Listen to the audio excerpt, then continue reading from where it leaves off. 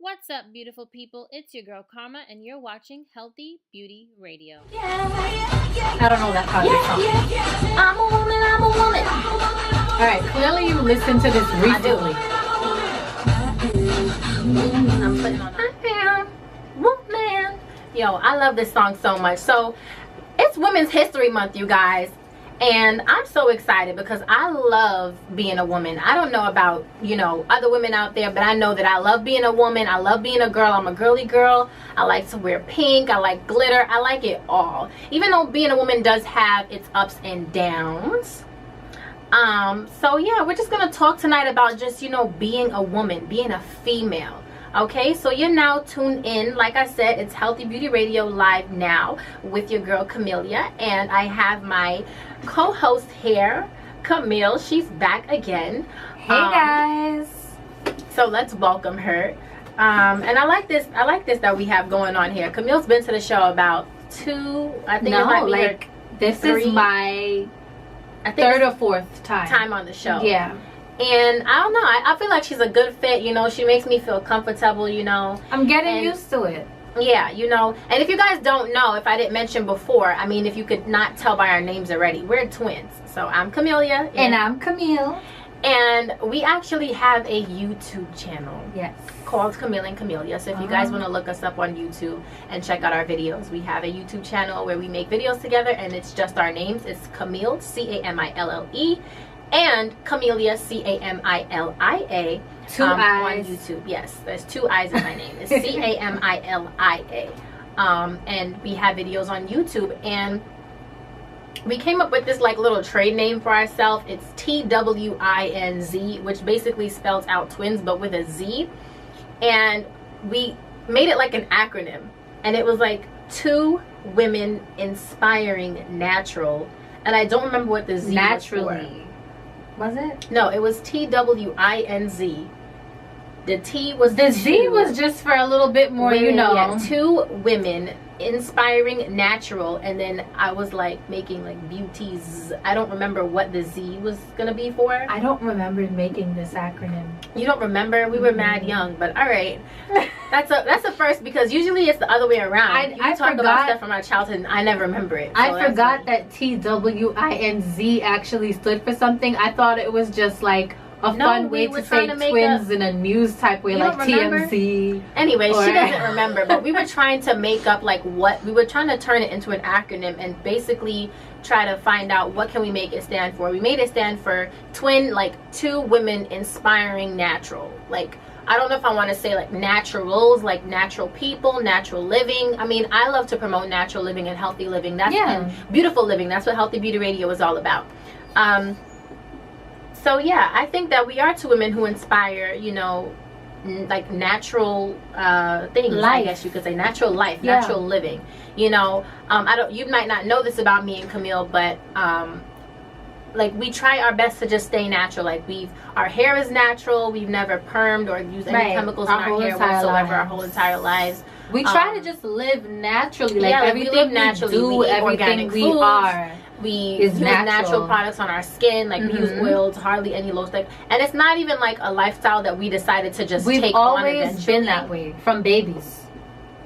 Right. We've always been that way from since we were kids. I think that that's just how our family is, that we're not even the only ones in our family like that. None of our sisters even have. My dad plants his own stuff. Exactly. In the house. So, and I mean, our parents, they grew up in another country where that's the lifestyle. That's what the lifestyle was.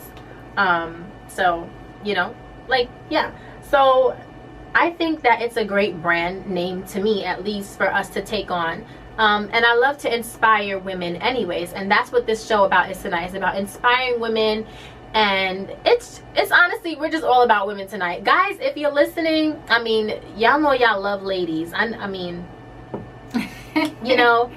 so it's about y'all too. It's about us because it's Women's History Month, so that's just what I'm gonna stick with tonight.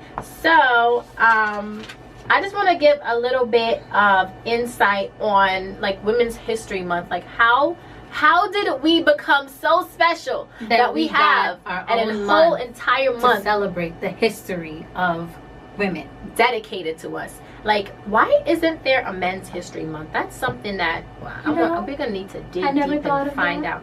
Because we have like Men's Health like week, where we have, you know, and we also have like different times of the year where, you know, we dedicate certain days to men, like prostate cancer, and you have like No Shave November and things like that.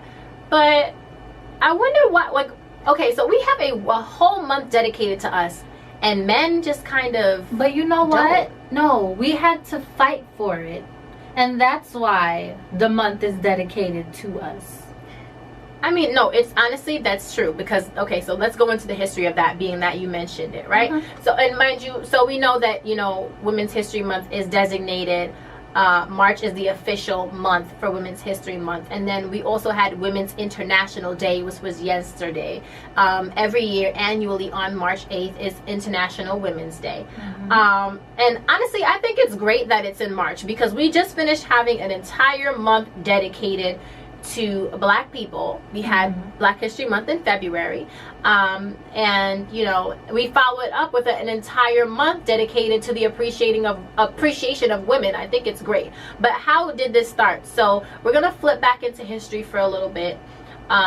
Women's History Month started off as Women's History Week, and this was back in 1978, so kind of long ago, but not too long ago. Yeah, you know, like roughly almost 30 to 40 years or so. So not too long ago.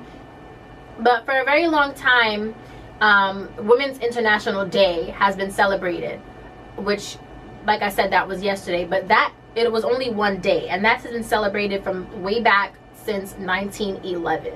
But you know, we still, and like I said, we still have that today. So why did we go from a day to a week to a whole entire month? So I'm going to read you guys some history about this. So there is something called the NWHP, which is the National Women's History Project. And this was founded in 1980 in Santa Rosa, California, by a few women that go by the names of Molly Murphy McGregor, Mary Ruth's daughter, Maria Cuevas, Paula Hammett, and Bette Morgan. And they created this project to broadcast women's historical achievements. So basically, they were a group of women, and they noticed that women did not exist in our texts, like in books, and you know, just different things. Like there was not enough things dedicated to women. There was no recognition. Exactly. And there was you didn't really find much things done by women, or like people didn't really push that, like, oh look, a woman did this, look what a woman can do. Everything was just like man this, man that, man made everything, right? And so girls had few role models to look up to, you know, like more men, they had more boys, they had men to look up to, they had soldiers fighting in the war to look up to, and every type of trade that men picked up, little boys had men to look up to decide what they wanted to do. And women were kind of just, you know, remember, we were like housewives. We stayed at home and we cooked and cleaned and made babies. Like that was what women did. Pretty much. So these women basically convinced the Congress and the White House that the nation needed to celebrate and recognize women's role in history annually. And so they created the week of March 8th, which was, so basically Women's History Day was already March 8th. So they decided to take that week within International Women's Day fell and made it National Women's History Week. And in 1987, they led a campaign to have the entire month of March declared as National Women's History Month. And ever since then, we've been celebrating March as National Women's History Month. And I think that is amazing. They basically just promote multicultural women's history. They honor women of diverse cultures, ethnicities, occupations.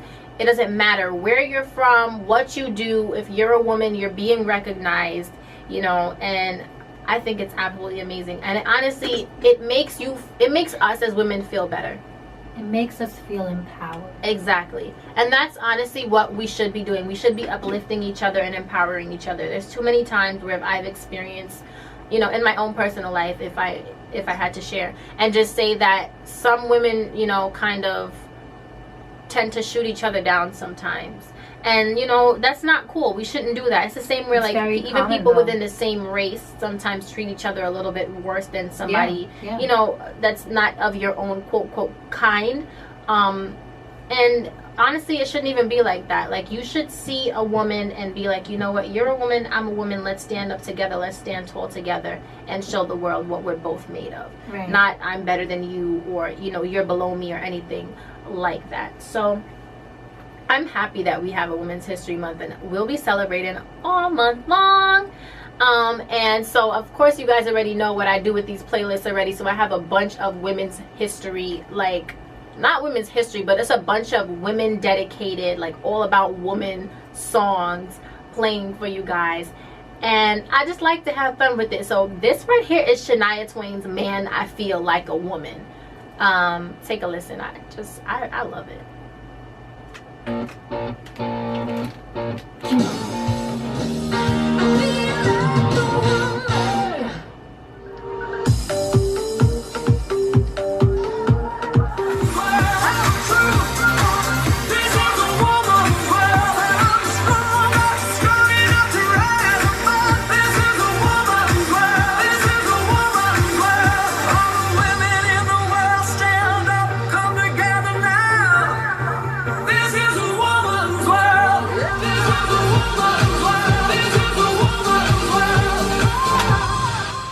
Okay, so that was just Woman's World by Cher. God bless her. I love her so much. And I think that that is one of the most empowering songs for women. You know, and I don't know if you guys have ever seen the video, the official music video for this song, but basically she kind of like shapeshifts into these different types of women, and from any race, any color, any shape, any size, and any religion. So you see her wearing a sari, you see her with a hijab, you see her with an afro, you see you know, just I love it so much.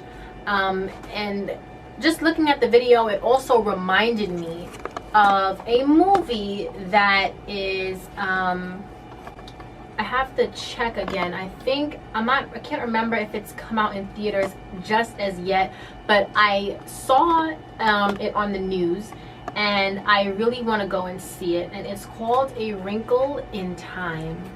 And this movie, yes, yeah, it has Oprah in it. It's based on a children's book.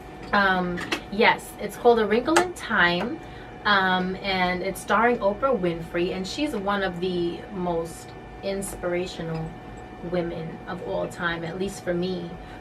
She's definitely a role model. She's definitely somebody that I look up to, as a woman, as a black woman, as, you know, just everything that she is when it comes to her work and her achievements. You know, from going from radio to going to television, doing her talk show, to now having her network, you know, opening schools, getting her doctors, I love Oprah Winfrey. I've never met her, and I love her, and I definitely look up to her. She's definitely an inspirational and phenomenal woman. Indeed. Maya Angelou, right? So I want to talk about A Wrinkle in Time. And I got this article off of The Verge, so I'm just going to basically read it so that you guys can get an understanding of what is A Wrinkle in Time. Do you remember that book? I don't know. Is it the exact same title? Yes. A Wrinkle in Time. It's a Disney book. Okay. You read it before? Yes. Okay, so you remember it from your childhood. Yes. What is it about? Do you remember? Just go ahead and tell them. Okay. So the film is directed and produced by Ava Marie DuVernay, and she is an American film director, producer, screenwriter, and I love the fact that she is a black woman making this film, because I don't really see that a lot. So I love that. And then not only that, but the film is all about really like females, and it kind of shows them as like some kind of like courageous, like superpower almost. Like, I love Oprah's look in this, from like the hair that she has, all the different, you know, cool costumes that they have her wearing. She looks so beautiful. So the film is Ava DuVernay's interpretation of Madeline Langeld's, I hope I'm saying her last name correctly, novel. And they said that the film is more directed for children. So this novel is called A Wrinkle in Time. They said it's a weird book, and it's about a family where weirdness is normal. So the natural offshoot of scientific brilliance and wild creativity. That's how they describe this movie. They said, but it's also about how one member of that family struggles with her own awkwardness, unlikability, and temper, and how those faults become assets in a supernatural fight to save her family from a vast interplanetary evil. The new Disney film adaptation, A Wrinkle in Time, directed by Ava DuVernay, an Oscar nominee for the 2015 historical feature Selma and the 2017 documentary 13th, pays a lot of lip service to that awkwardness but never convincingly captures it. The author of the book's brand of weirdness can be ugly and unsettling as her characters suffer physical abuse, fight their own uncontrollable rages, or just spout oddball jargon, oblivious to the ways they're alienating or offending other people. The film is unmistakable. Writers apparently get tired of that. And then Mrs. Witch, which is Oprah Winfrey, and that's witch as in like which one, W-H-I-C-H, not witch as in wicked witch. It's Mrs. Witch, which is played by Oprah Winfrey, who spends half of the film as a towering, semi-visible giant, a benevolently stiff goddess figure looming over the proceedings. So all three of these women, these mysterious women, are intensely glammed up, and I'm telling you, glammed up. Their makeup, their wigs, their outfits, their costumes, they look beautiful. Vividly colorful versions of the author of the book's Alien Strangers, which underlines one of the odder things about this Wrinkle in Time adaptation.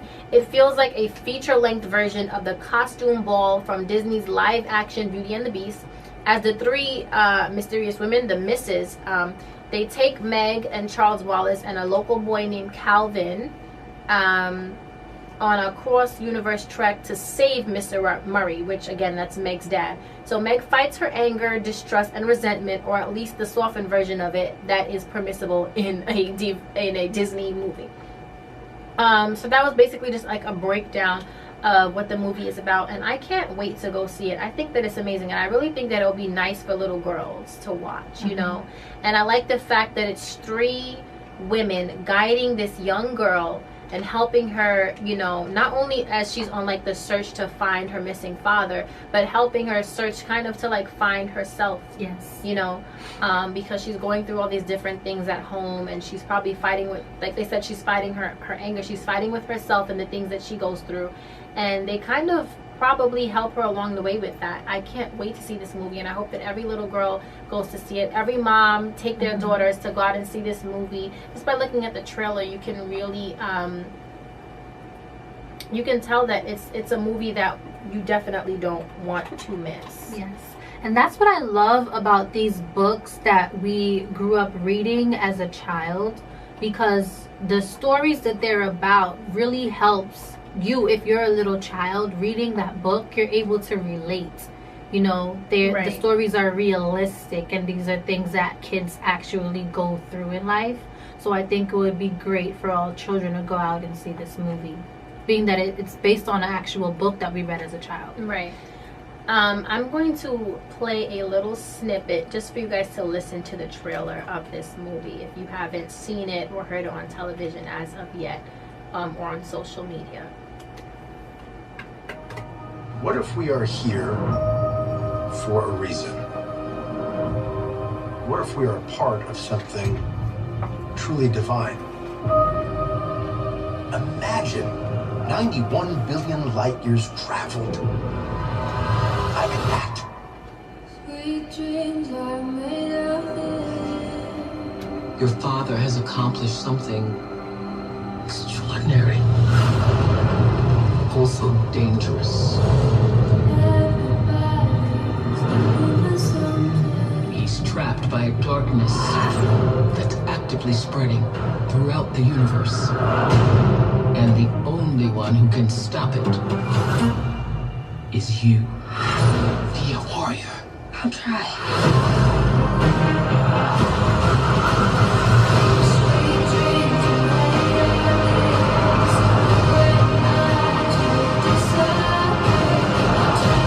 You're going to be tested every step of the way.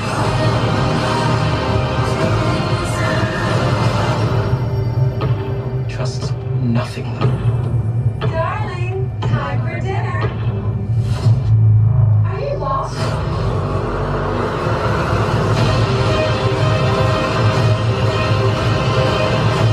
The only thing faster than light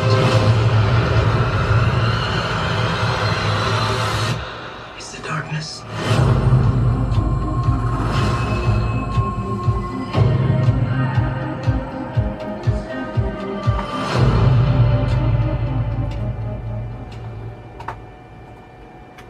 Okay, so that was just a little 2-minute little trailer of A Wrinkle in Time, and I really love the fact that they picked this beautiful young girl to play the part of the teenager, which is Storm Reed. And I saw on a little interview that she was in, it made me tear up, and she was even crying because she thanked Ava DuVernay for the part, and it's the way that she thanked her that really touched my heart. She said that making A Wrinkle in Time, making the part for the role that she played, was a dream come true. And I know, and she was crying because she actually said to Ava, she said, "Thank you so much for making me the lead and not the sidekick." Aw. You know, because you don't see much colored girls usually getting the lead in a show or a play or something like that. They're always usually like the best friend or the sidekick of the lead character. So she actually said thank you so much. And she's only 14 years old, so you know, I think it's great. Again, the film is, you know, it has some of Hollywood's most biggest stars. You have Oprah Winfrey, Chris Pine, Reese Witherspoon, and you know, here she is, a young actress in a film alongside these big Hollywood stars. And Oprah. You know, exactly, like she's on a film with Oprah. I think it's amazing. But she said that she had read the book, the same book, A Wrinkle in Time, when she was in the 6th grade. She had read that book for a book report, and she said that she never thought that the character that she played could look like her. And she said, "I imagined her as what she was described as a young Caucasian girl with freckles and wild, crazy hair. So I really didn't see myself being able to be Meg, or kind of imagine myself or a girl that looked like me as Meg. But once I did get the script, it all kind of clicked and made sense. So I'm glad that we do have a version of Meg who is Caucasian with freckles and big wild hair, but also people will be able to see themselves in the new Meg that we have." And if I'm not mistaken, I believe that Storm is biracial. But you know, she's still a little girl of color. So, and she does actually have little, you know, freckles on her face. I'm not sure if it's like 100% noticeable all the time, because I know that they do, you know, they put their little bit of makeup on actresses and stuff. But yeah, she said, this was in an interview that, you know, she said, "I felt like it was Miss Ava, and she really made sure that it was important to have a little African American girl at the center of the movie. And so she really, I think, really told me that in the audition process. And I knew that it was something that was very important to her and me as myself, to not be able to only see myself but represent other girls that looked like me. It took a second for me to kind of build the confidence and know that this was meant to be, because I was freaking out. And I was so nervous and so intimidated when I walked on set every day and saw everyone's face. But they all welcomed me with such warm arms, and they told me that this was meant to be and that we were going to have a good time and become family. So once they really told me that, I became more confident and more comfortable with them and being in the situation. And even though I was more confident and more comfortable, I was still going in the corner and kind of pinching myself and making sure that this was like not a dream, because it was so much, but it was so much fun to have them and to have them help me." And then she said She's that so sweet. I know. And then she said that Oprah gave her a piece of advice that made her feel more at home on set. She said, don't waste energy on things you can't change in life when you could be using that energy on something else positive in your life. Oprah told her that. So she said, so I used that on set to help me, like keep me positive and motivate me, and also in my life, just to stay positive as well. And we just all had a really good time, and it felt like it was natural, and all the scenes had a lot of love and a lot of strength and power. And what prompted Oprah to give her that advice, she said, I had a fear of being too tall because my dad is very tall and both my sisters are very tall. And they're drop dead gorgeous, but I just didn't know if I, as Storm, wanted to be 6 feet tall because I don't feel like that's pretty tall. Because I feel like that's pretty tall. So I was having a conversation with Miss Oprah and Miss Ava on set, and we were talking about that. And then Miss Oprah turned that into an advice, a piece of information, and she kind of turned that into something serious, which I really appreciate because it helped me with that and with other things. And on what this moment means for her, she said it's a dream come true, and to be able to have such an amazing support system and basically be sharing our baby, which is this piece of art and magic that we love so much and that we created, and basically we're giving that to the world, is kind of scary but so much fun. And I hope people like it and enjoy it, and it kind of touches them, and it's something that I've always wanted to be able to see my hard work pay off. Is really amazing. I love this little girl. I can't wait to watch this movie. She sounds so sweet, humble, down to earth, and I think that I could already tell that she did an amazing job playing this character. And I hope that, you know, Hollywood is able to see her for her and give her all the roles that she deserves and all the roles that she wants to play. And I hope that she grows. I want to see her acting career take off. Just seeing her personality. Yeah, her personality through the interview just shows you, like, okay, I think she's a really great actress already. And I haven't seen the film, and I don't think I've ever seen any films with her. Right. But I can't wait to see this film. She's on her way to becoming probably one of the greatest actresses in Hollywood. So I believe it's in theaters already. I think it was supposed to premiere on the 9th. Yeah, the release date actually, yeah. See, it was the 9th. So that was today. Well, is today because it's still today. And I can't wait to go see it. So it's actually in theaters now. Yeah. So it premiered today. That's amazing. The day after Women's History Day. I can't wait to go see this movie. So I'm probably, I wouldn't see the movie and then come back on air and talk to you guys about it probably until a little while later, because I want to be able to let people get a chance to see it after I see it. But I know that I definitely will go see this movie because I think it's going to be so inspirational and so empowering for women, for young girls, you know, teenagers, and even little girls. I think it's amazing. And I like to see things like that in the media. I like to see film and shows made for the sake of being, you know, just for positivity. We don't always want to see all the action and the shooting and the terrible things and people dying and stuff like that. I like to see things like this. I think that it's amazing. It's amazing for children too, you know. It is. What I really want to do is keep up that theme that we have going on with my women's playlist. You know, you guys have to love like this.